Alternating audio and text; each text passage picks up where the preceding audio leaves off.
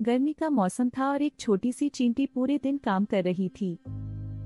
वह मेहनत से दानों को इकट्ठा कर रही थी और उन्हें अपने घर में सुरक्षित रख रही थी।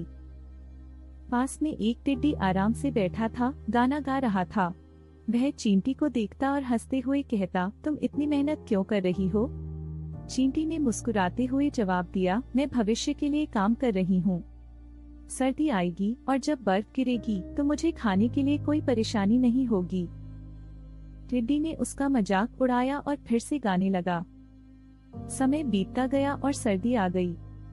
बर्फ गिरने लगी, ठंड बढ़ने लगी और चारों ओर बर्फ से ढकी जमीन हो गई। अब टिड्डी भूख और ठंड से कांपते हुए चींटी के पास गया। उसने कहा, क्या तुम मुझे कुछ खाना दे सकती हो?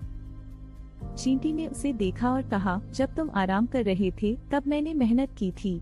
अब मुझे खुशी है कि मैंने भविष्य के लिए तैयारी की।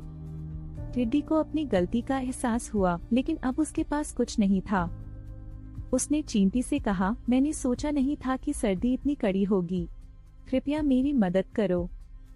चींटी ने कहा, यह सही है कि मैं तुम्हारी मदद नहीं कर सकती क्योंकि तुमने मेहनत नहीं की, पर तुम यह सीख लो कि मेहनत का फल मीठा होता है।